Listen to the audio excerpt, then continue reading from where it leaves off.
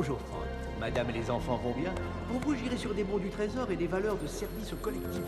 Une cigarette? À la fin des années 70, la banque n'était pas un boulot qu'on choisissait pour s'enrichir. C'était chiant comme la pluie. Comment avez-vous trouvé le match? Un nid à loser. Comme la vente d'assurance ou la compta. Si la banque était soporifique, la branche obligataire de la banque, c'était le coma assuré. On sait tous ce que sont les obligations. Vous en offrez à votre morveux de neveu pour ses 15 ans. À 30 ans, il aura peut-être gagné 100 balles. Mortel. C'était avant que Lewis Ranieri se pointe chez Salomon Brothers.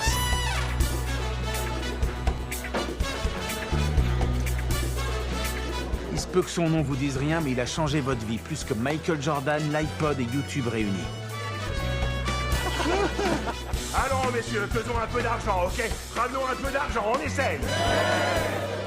Et voilà, Lewis s'en doutait pas encore, mais il venait de révolutionner la banque sur une simple idée. La créance hypothécaire titrisée, ou label privé, le MBS. Vous avez votre crédit immobilier classique, taux fixe, 30 ans, pépère, stable, peu de marge. Vous y êtes? Mais lorsque vous en réunissez plusieurs milliers ensemble, d'un coup la rentabilité augmente, mais le risque reste minime, puisque ce sont des crédits et non d'un chien qui ne paie pas son crédit. Comment allez noter l'obligation dont vous parlez? Cette obligation, messieurs, est notée triple A. C'est ça que le fonds de pension du Michigan espérait trouver. J'en achète pour 20 millions. Oh, voyons, lâchez-vous! 25 millions. L'argent s'est mis à couler à flot. Et pour la première fois, les banquiers passaient du country club au strip club. Très vite, les actions et l'épargne sont devenues insignifiantes.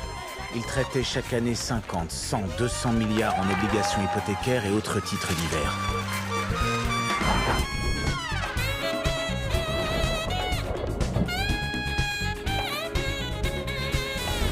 Et l'Amérique s'est à peine rendu compte que sa première industrie était désormais son système bancaire. Jusqu'au jour où, presque 30 ans plus tard, en 2008, tout a implosé. En mars, Bear Stearns était dans un engrenage fatal et la Fed a arrangé sa Désigné vente. comme la pire crise financière des temps La modernes. période est difficile. mais en Assurément l'occurrence, le nous désastre sommes sûrs d'avoir financier le pris plus l'air. grave de ces dernières Les marchés décennies ont dévissé et aujourd'hui, une peut-être journée la fin noire à Wall d'une ère Street. dans l'histoire américaine.